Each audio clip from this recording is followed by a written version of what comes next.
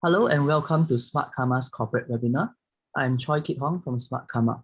This week, we are hosting Taste Gourmet. We are glad to have with us CFO and Company Secretary, Gerald Yu. We will start the webinar with Gerald walking us through a company presentation, after which he will engage in a fireside chat with Smartkarma insight provider, Sameer Taneja. We are taking live Q&A, so I would like to request our attendees to post your questions in the Q&A tab at the bottom of your screen. During the webinar, I will also share some links on how you can connect with Taste Gourmet and read more research by Sameer. So please keep a lookout for messages in the chat box. I now hand it over to Gerald to walk us through a short company presentation. Right, hi, everybody. Thank you for joining the webinar for today. So our group, Taste Gourmet Group Limited, we're a multi-brand, multi-cuisine company in Hong Kong. We serve a variety of cuisines, Vietnamese, Chinese, Japanese, and then mainly the Western, mid to high-end customer segment. We first opened a restaurant in 2007, December. We currently have 37 restaurants in Hong Kong and Shanghai. Our strategy is mainly located in shopping malls. Actually, most of them are shopping malls. Sorry, currently all in shopping malls. In Hong Kong and Shanghai. We've also committed 3 new leases to open 3 new restaurants. This is a slight introduction of the number of brands that we have. We've created most of the brands ourselves. We've only licensed 3 brands, Parview, Tips, and the Takano Ramen. Tips and Takano are both from Japan. Okay, well, the reason we adopted the multi-cuisine, multi-branding strategy, it's because in Hong Kong, the shopping malls demand different restaurants and different cuisines well, in other words, the good landlords in Hong Kong manage the tenant mix very well. They do not have competing cuisines, so unless the shopping mall is very large, otherwise usually you would only have one Vietnam restaurant or one Japanese sushi restaurants or one specific Chinese provincial cuisine restaurant. So when there's an opening, usually they will approach us and they'll say, "Oh, I would like to have this type of cuisine." If we have the brand already available, we'll propose the existing brands, but sometimes they demand that we create a new brand for them. The next slide, please.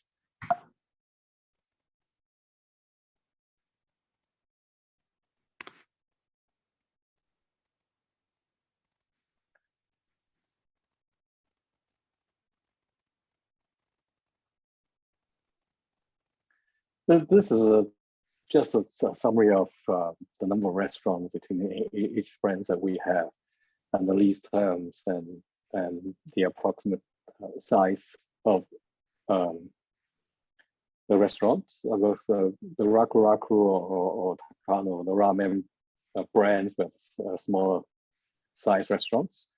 The Nabe Roa or the Yakiniku, which are the all-you-can-eat type restaurants. We usually have larger areas, from 2,000 square meters to 4,000, over 4,000 square meters. Next slide, please.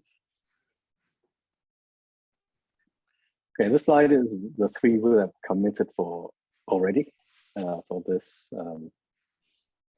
this year, next year. We are also constantly negotiation with landlords on potential new locations. Currently, it's easier to negotiate because there are less competitors due to the COVID situation. that we have experienced past 2 years. So we do look for what we think is the best locations before we actually commit to them currently. Next slide, please.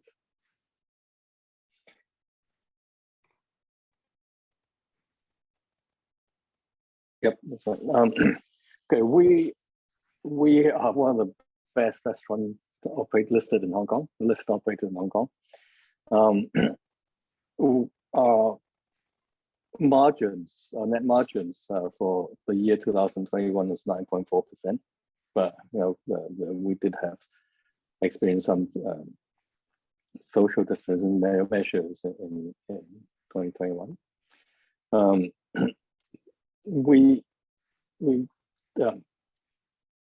So the dip in the net margins from 2017 to 2020 is basically 2020 is also affected by the virus situation, but 18 and 19 basically it's the additional compliance costs after listing that we had to absorb, so that impacted our net margin slightly for 18 and 19. So the trend has been improving. We're confident that eventually we'll be back up to the 10-11% net margin. However, for first 3 months of 2022, we had the social distancing measures where we were not able to dine-ins after 6 p.m. So that will have an overall impact on the net margins for FY 2022. Year end is the 31st of March every year. And usually for restaurants, our payback period is operational break even. We usually achieve operational break even in the first month of operations. So basically the first full month of operation, we usually already managed to cover all costs including depreciation, not just cash flow positive. The quickest for all restaurants is around 11 months, because in Hong Kong the renovation cost is quite high. It's around on the ballpark figure, it's around 1,500, 1,800 per square foot as investment costs. On average, we're around 15 months payback period. In terms of number of restaurants, we have 37 at the end of 2021. We're 33, but we actually open a lot more than that because we closed some of the smaller restaurants that the group opened at the beginning, or when we secure the smaller size restaurants. But we find that currently the biggest challenge is human resources, number of staff. So we decided to close some of the small restaurants and transfer the people to the larger restaurants, where we'll get a much better efficiency, more revenue per staff that they can generate in those restaurants. Now, next slide, please.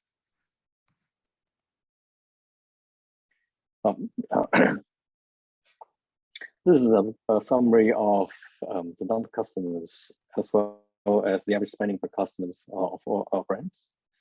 So what we have been trying to achieve is how we could increase revenue, because for restaurants, it's very hard to increase the number of customers significantly because of the dining times are pretty much fixed, lunch time or dinner times. So we try to increase our revenue by increasing the average spending, which we have achieved. You can see that's what we've been driving in terms of the average spending per customer. We actually achieve it by upselling. So basically, what's very important to us, it's returning customers. With returning customers, it's a lot easier to upsell to them, right? For example, Vietnamese beef noodles. The normal beef noodles is around $68, but we do sell the more premium beef short ribs beef noodles, which is 108. And also like the fish, the spicy fish that we serve in Chinese restaurants. So we have the normal fish, or we could upsell customers to garoupa and others where we have a higher margin for those different types of products. Next slide, please.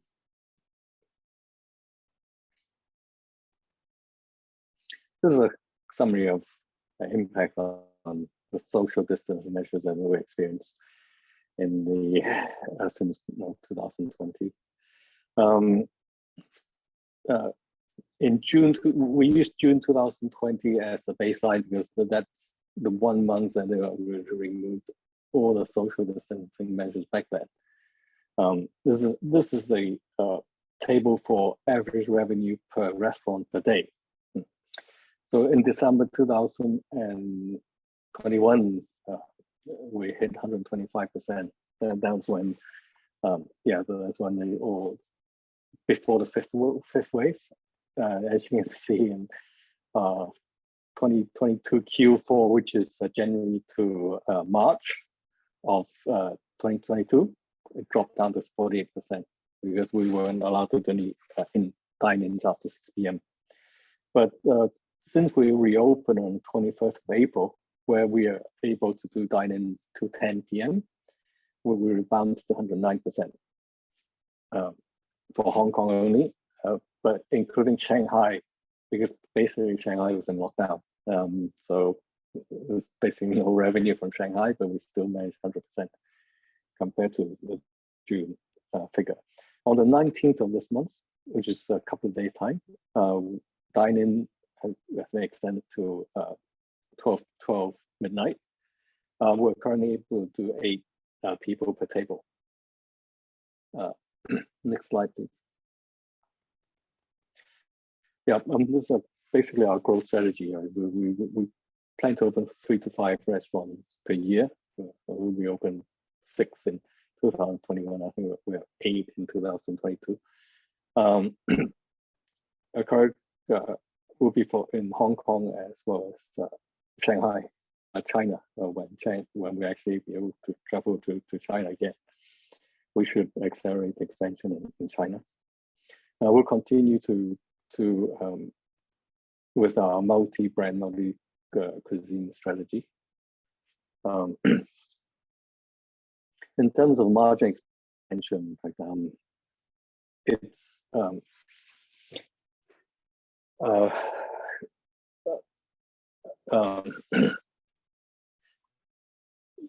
for specific margin expansion regarding the upselling, increasing average spending per customer. We do have plans to introduce a centralized food factory for certain cuisines. The factory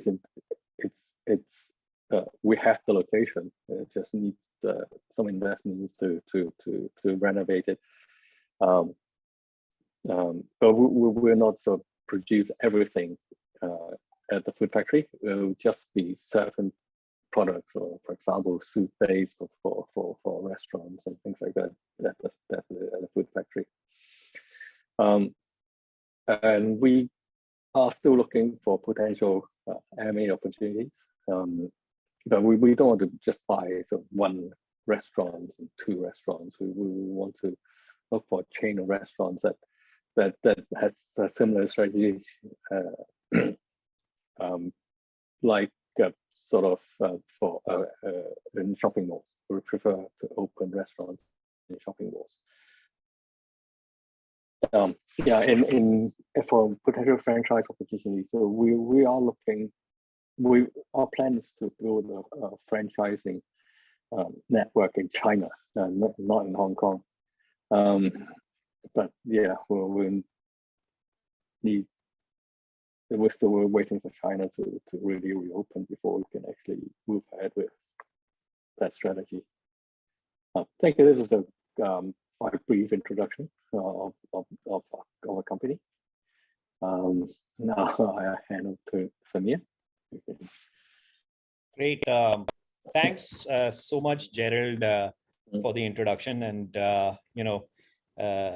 it's been great to see that you've been so resilient all the way through. Hong Kong's gone through a lot. It started with the protests, then it was COVID. And all the way through, you've been able to maintain 8% plus margins. Maybe, I guess I would like to understand a bit more about the recovery. Everyone's kind of interested in how, the new recovery related easing, now that you've got 8 people who can dine in and up to 10 p.m. from the original 4, from the 19th onwards. What does that mean for your utilization levels? Do we see that they'll go back to the 125% that we saw in Q3? And and if there are any further measures that, can be relaxed so that things just become totally normal again for you. I think the demand has always been there. It's not that people just don't want to dine out. It's just that we weren't allowed to dine out. It's the of course in January people are more cautious, but now back in even in March and April, when people saw that the situation is actually under control, people are not getting severe illness due to the after if they have been vaccinated. That's why from the figure I gave out was from April 21st to yesterday. April, that 7 days was actually didn't jump. It jumped quite significantly, but it wasn't above the 100% compared to the June baseline. I think there's still exams and things like that. But from May onwards, it's a lot significantly higher than 109%. I think that's also due to because we have a larger restaurants, which actually we closed the small restaurants, which actually gave us the more efficiency, higher revenue per restaurant per day average. I think that the demand is there. Once things return to normal, I think it's not something that unless the Hong Kong government closes us down again, then I think we are normal for business. It will be back to normal 100%. Understood. Okay. So, thanks for that color on the recovery. And I mean, it looks like it's really been strong for you, going up to 109%, and maybe now even better than that with 8 people coming on. So if we take a step back, you've had these 9% margins, 8% margins, call it, in the weak years. And, if you look at your peers have been, 3-4% net margins. Some have gone into extremely negative territory. What has set you apart from your competition, and what differentiates you now as well as in the past, when you were doing much better even then than the industry? Yeah, but I think you have to look at individual restaurants level in order to achieve that. Of course, there are 2 parts. Individual restaurants level and also back office level, how efficient you your basically staff costs it's deployed, because no food costs is around the same. We're different cuisines with different food costs. For the Western and also Chinese, Western and Vietnamese, the food costs are around 25%. For ramen and slightly lower. For Chinese, it's also lower. But for all you can eat, it's quite significantly higher. It's around 35%. But that's mitigated through the staff costs. Staff costs is significantly lower for all you can eat type restaurants, which is only around 20%, and some very good performing restaurants, staff costs is around 18% of revenue. For the others, the Western, for the Vietnamese, it's around 25-26%. For Chinese, I said food cost is 20, but the staff cost is a lot higher. It's around 30%. So the blended overall, it's how staff costs is, food costs is. It's just not too much we can do regarding food costs, but staff costs is how you can increase efficiency from each restaurant. And also for rental, the property related plus the depreciation of RE assets. That depends on whether you hit terminal rent or not. I mean, if you hit terminal rent, of course, we have to pay more to the landlord, but as a percentage of revenue, it's actually a lot more efficient, because why I say that is, it's total rent for us is between 10 to 14%. Highest is 14%, right, of revenue. So for Newtown Plaza, it's 14% of the rent. We hit 14% plus the management fees around 3%. So ideally, 17% of revenue. It's a good figure, because if we actually manage to hit total rent, it means the revenue is actually quite big already. It's quite a sizable revenue. So blended overall, our property and related expenses should ideally the best around 16-17% would be ideal. I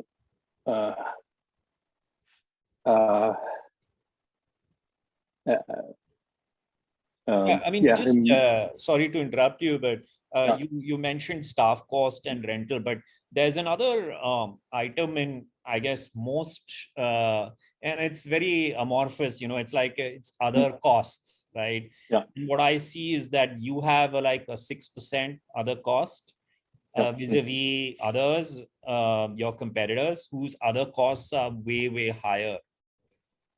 In some cases, they could be like 12, 13, or 14%, and that sort of sets you apart, really. Could you provide some color on that part? Maybe that could, sort of give a better sense of how you rein in costs there, and what are those elements of cost that you control? Yeah. Okay. So we don't have we only have 2 franchises, and our franchise fees are quite low. Some group have a lot of franchises. Yeah. And the franchise fees, it's expensive, right? For us, why we develop most of our own brands rather than getting franchising from overseas. Although some landlords demand that they want overseas brands, but what we discover is it's okay. You bring in a good franchise name, all it saves is the marketing at the beginning. Right? If you're not able to provide that value for money to your customers, they will not return. Right. So whether you build your own brand or bring in a franchise brands at the, we only say, I mean, if you're not giving what people want, franchise names will not be sustainable in Hong Kong. So that's why we build our own brands most of the time, and opening shopping malls is easier at the beginning because people do. There are foot traffic in the shopping malls. Whether you can get them into restaurants, that's through marketing. But marketing is easier in shopping malls because people are already there. Hong Kong people like to try new restaurants, so that's easier. But you have to give them what they want, whether they feel that they're getting value for money. Why I say value for money is not necessarily, cheapest. It's whether they pay $1,000 for fine dining, whether they think it's worth it or not. If they think you get the food as well as the services that matches the expectation, it's a customer expectation rather than what they're actually paying. I mean, for $50, they might not think it's worth it, and they will never come back. Right? It's a whole dining experience that you give customers whether they return or not. Got it. And so that's one thing. The other thing, the other costs, credit card costs, which is one of the largest amount, but that's unavoidable. Marketing costs, as I said, we are very. We sort of evaluate whether marketing costs it's justified or not. It's not just putting the money out there and hopefully people will come see the marketing. Right. So we do a lot of targeted marketing with the shopping malls when we pay them already instead of the promotion levy on a monthly basis. We sort of collaborate with the shopping malls. We collaborate with the media. I mean, we don't pay them. Okay, we don't pay them to come and write a piece for us. Or we just invite them to come and basically give them the free meal for that. But of course, they're very picky. They only like to do new restaurants, new cuisines, new brands, existing brands that they don't want to come. But we do a lot of marketing on social media, rather than Facebook or Instagram, rather than spending a lot of costs on marketing, where we find sometimes it's hard to justify. You spend the money, you don't know how effective it is. And also I think it's this is possibly the categorization issue.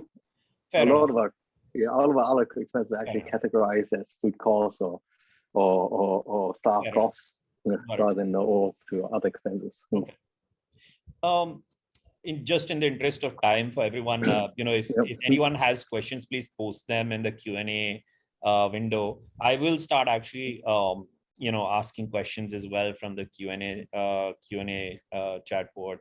So there is one question that I think is extremely pertinent that has been asked. So I'll take that one. It's there's a lot of talk about immigration out of Hong Kong, and how do you think this will impact F&B? Well, I think from currently, it's not going to have. Well, it's only around 100,000 people who's actually left Hong Kong, but in the longer term, right, if they don't reopen up, I mean, there's one thing that I do worry is it's the status of Hong Kong being a financial center. I mean, when expats don't come, I mean that will eventually have a longer impact on the economy. That's what I'm more about. People actually leaving and emigrating out of Hong Kong, I'm not too concerned about that because the number is actually quite low. Understood. Okay. And then switching to delivery versus dine-in. So what percentage is delivery for you right now? I understand you have virtually very little presence in it. So, so maybe if you could elaborate on that and why the strategy kind of like has been that way and how you seek to address it, maybe for everyone. Yeah. I mean, for us, our delivery percent, it's the percent actually low. It's not a significant percentage. It's back to our strategy.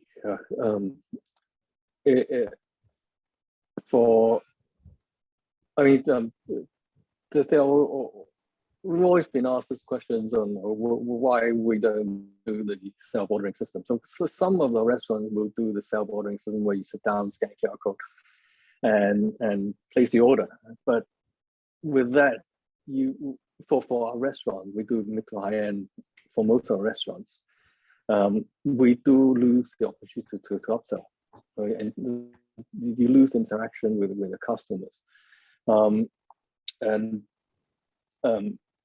our strategy is to increase our average spending. With our interaction, it's very hard to increase our average spending because return customers do trust our staff when they recommend, make the recommendations, or when we have new dishes. So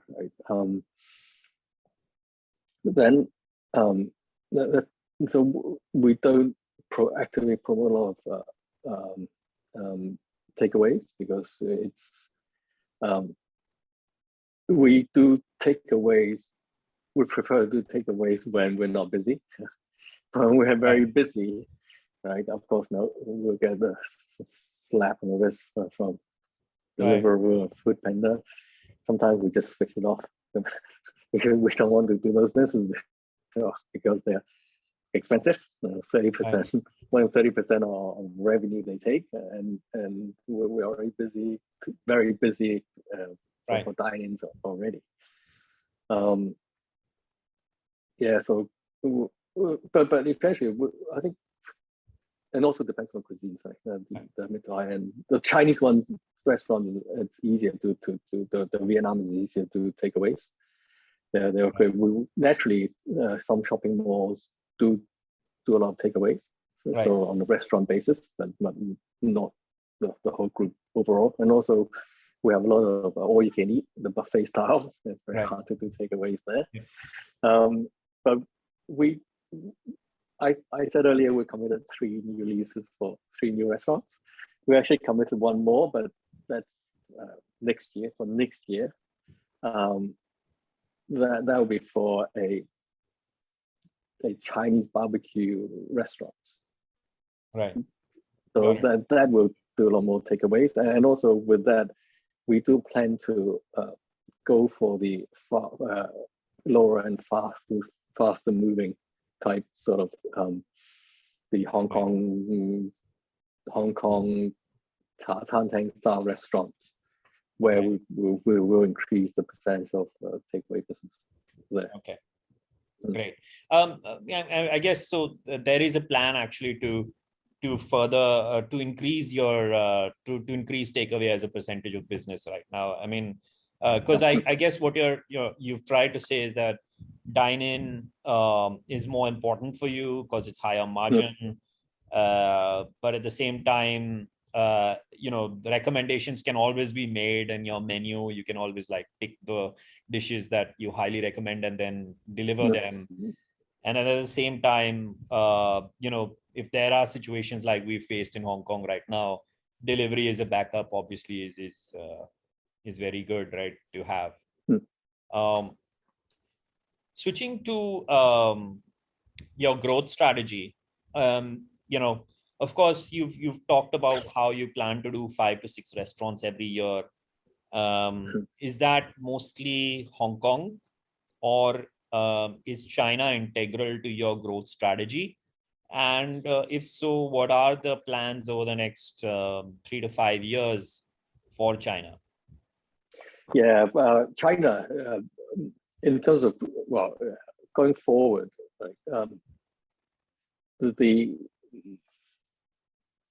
going forward, the number of restaurants that will be open in China compared to Hong Kong on a year basis should be a significant lot more, because the market is larger. Shanghai is a lot larger than Hong Kong. That's our plan. That China should be growing a lot faster than Hong Kong, but with the virus situation currently, we've all had a couple of windows. We almost were able to travel to China, but that window closed very quickly. And hopefully we should be able to travel freely to China the second half of this year. Then that's where we hopefully should re-engage the whole market closer and accelerate the growth there. Right. And of course, the cost structure is a lot different in China. Things are a lot cheaper in China. So, but the revenue, right. Understood. Yeah.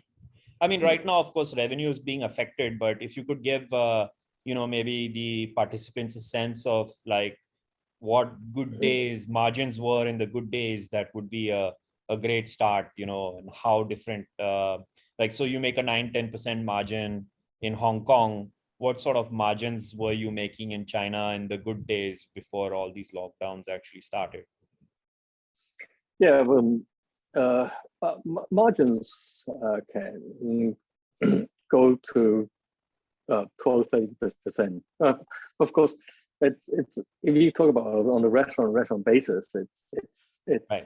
Still depends on the restaurant itself and the location, right? Because our restaurant in Town Plaza was achieving over close to 30% net margins. Right. For that restaurant, because I said the cost. So it is a food fairly cost there is only 18%. Staff cost only 18%. Yeah. Yeah. It's a fairly large differential, and paybacks obviously much sooner because setup costs are lesser. Is that fair to assume? Right. Yeah. So your paybacks, you have about, if I'm not mistaken, 16-month paybacks for your Hong Kong restaurants. Do you reckon the payback period is much lesser for the Chinese restaurants in years? Okay. Yeah, I think for fastest restaurant in Hong Kong is 11 months. I think in China it's around that, but that's the average rather than right. About 12 months. That's around that's the average rather than the fastest. Right. Yeah. Your joint venture partner in China is the famed WH Group, right? They own 40% of the joint venture in China. Yeah. So maybe if you could talk through how that association came about, and very quickly, I mean, I guess in the respect of time, and also where they are leading you now, given the situation in China. Is there more participation from their side, or is it something where you find now you're trying to find your way more as a joint venture partner in this understanding with them? Yeah, I think we first met them even before we listed back in 2016-17. They at that time they wanted to open. Well, they want to participate in the sort of their downstream, which is the F&B sector. We had initial discussions, and then for the next, nothing came about in terms of the collaborations with them. And from then, they spent the next 2 years doing their own research in the China F&B market, whether they wanted to build their own or acquire some other chains. And after 2 years, they came back to us and said, they decided they need to have somebody that actually knows the business to operate the F&B sector in China, and they felt that we were the right fit. That was June 2020. No, Right. that was sorry, that was Yes. 2019. 2019.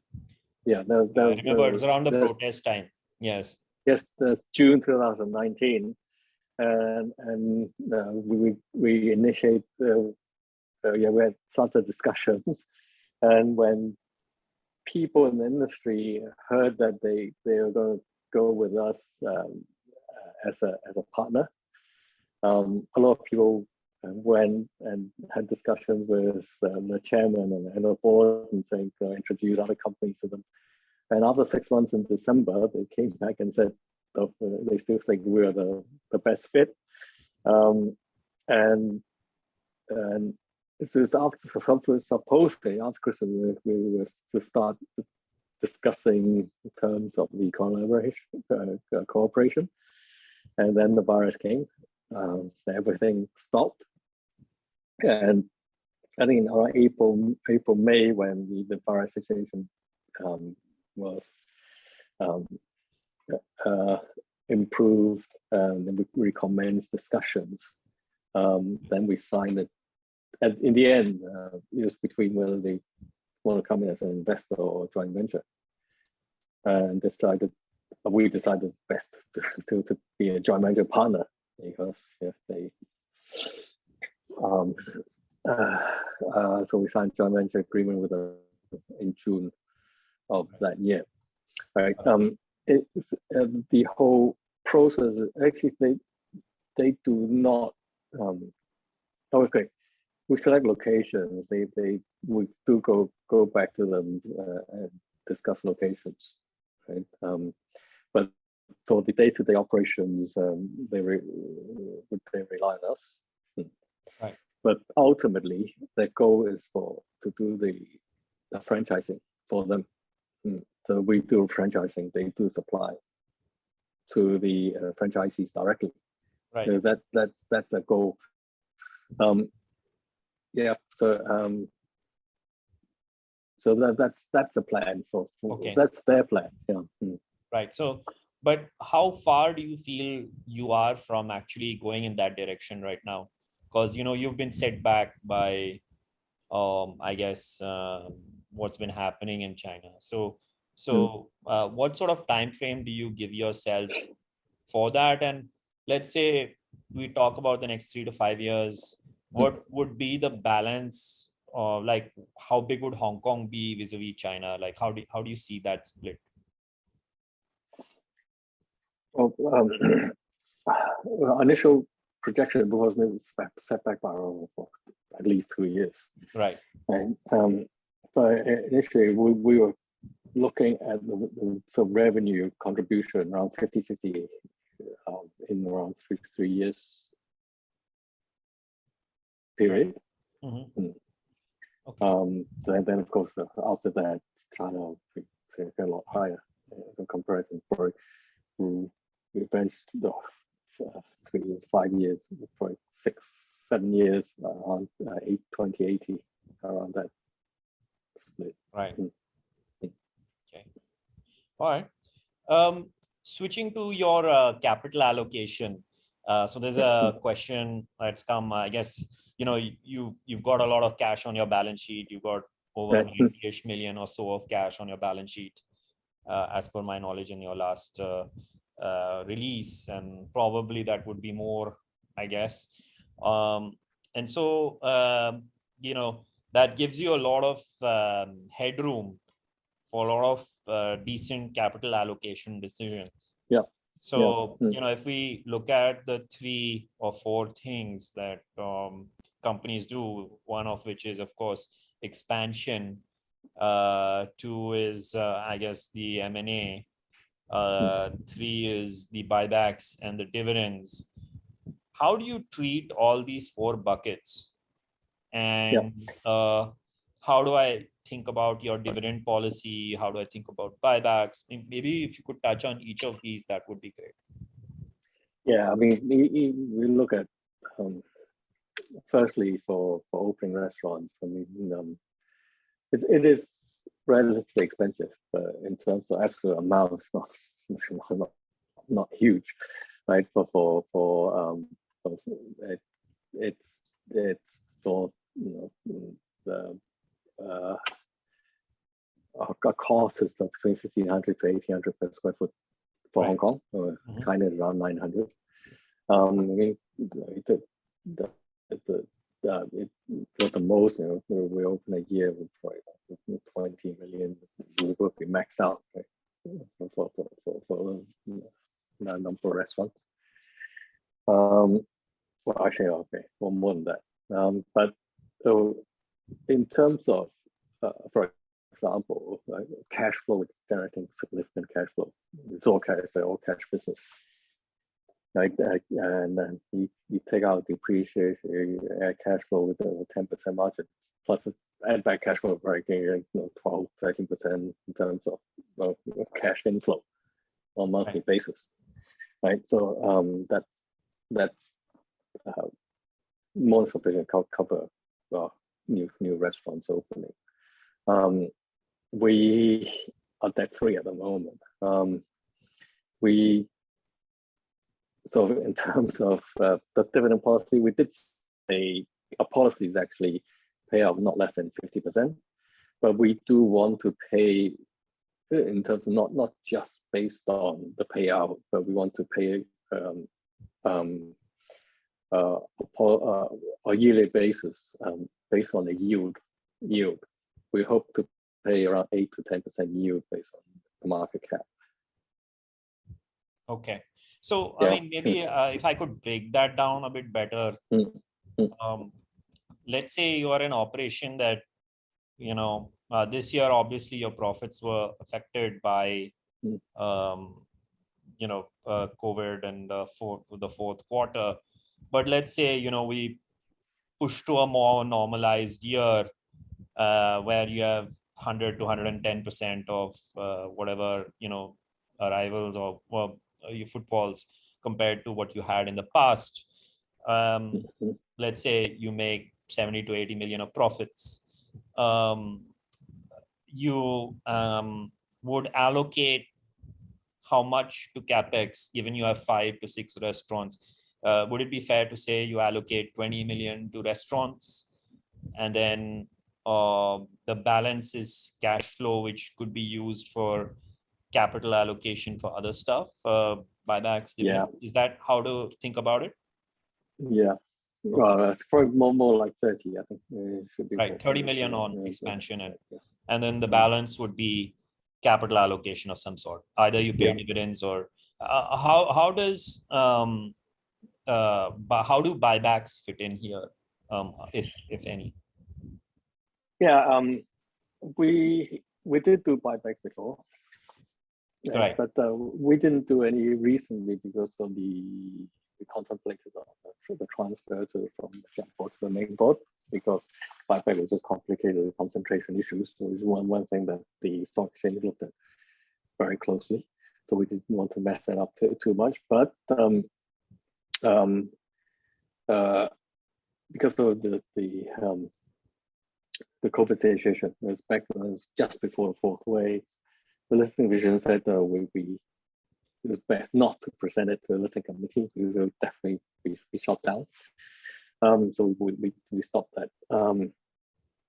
We'll try again to migrate to the main board. So probably we won't rule out buyback this year. Right. Okay. So probably a good idea to do one round this year before we actually recommend the transfer to the main board. Another thing that I guess was a catalyst for you in the past was a main board listing, right?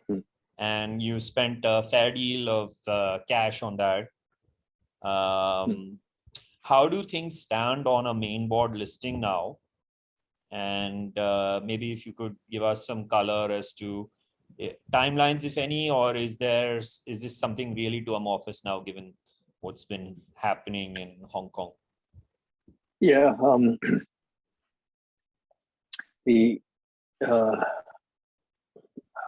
it's very hard to give a timeline at the moment because the fifth wave, we never thought that they'll be so drastic and closing for 3 months and for a fifth wave. But now the vaccination rate is higher, but hopefully we cannot give any assurances, right, to stock exchange. Or stock exchange will not actually accept any assurance from us that the government will not close down, implement strict social distancing measures again. So I think unless Hong Kong start treating the COVID situation as an endemic, it's very hard for us to take that risk and recommence. Right. Fair enough. Migration again. Okay. But hopefully soon. Everywhere else is treating it as an endemic. Okay. So see, right now, I guess, when we talk about your company, we are like pushing towards, call it 500, we're pushing towards like a 600-ish million type revenue, right? No. Let's say, no, sorry, 700. But yeah. my bad, 700-ish, right? So 5 years from now, where do you see yourselves? Right? Is there some number you have in mind, or 5-6 restaurants a year, or what sort of number do you have in mind? Well, for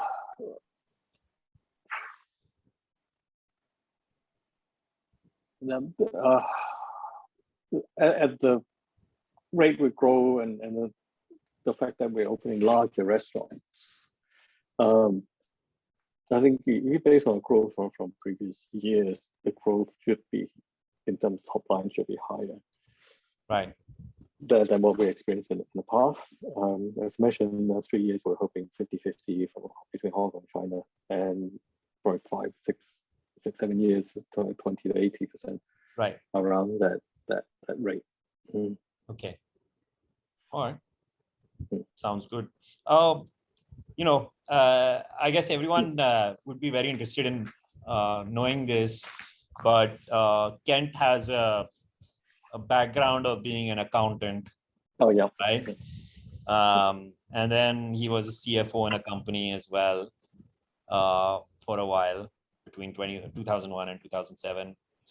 And so maybe if you could, just briefly talk about how Kent, sort of took this plunge and how he, got to be so good at it. Like, one doesn't really associate people coming from such different eclectic backgrounds with such a good record, track record. Yeah, but in fact, for us, we're very different from a lot of the other restaurants or restaurant chains, because you find that most of the founders actually from the business, either chefs or some kind of outplaces before.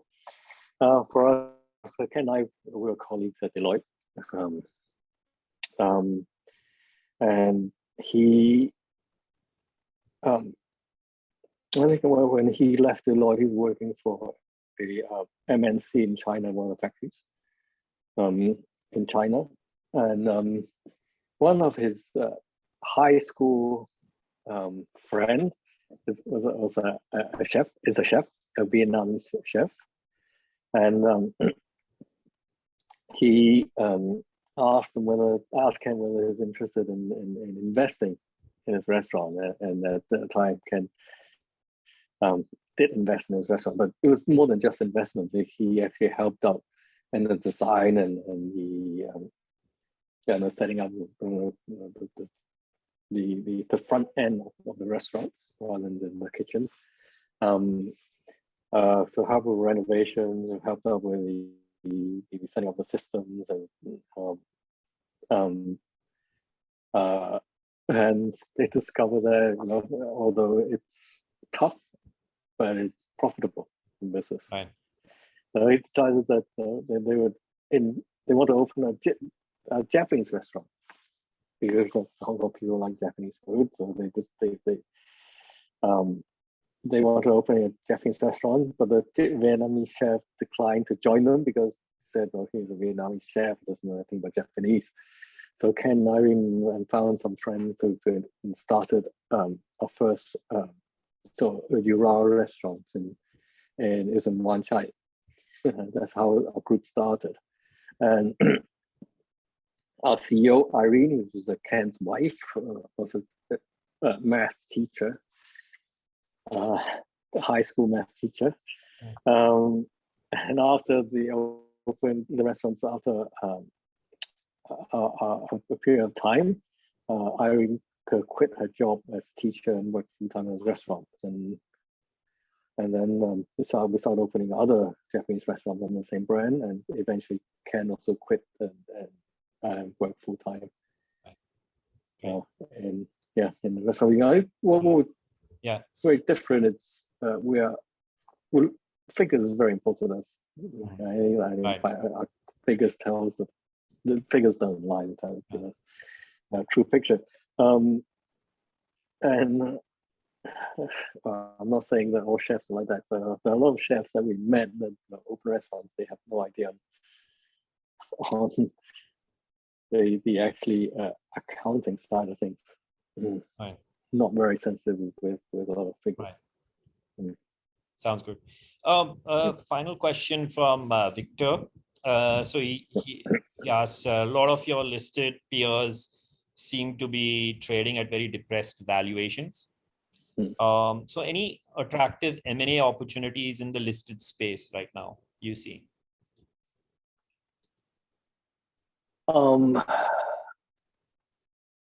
I think, well, firstly, we need to look at whether they are the strategies the same as us, right? Firstly, like whether they have a lot of listed groups do have restaurant and shopping malls.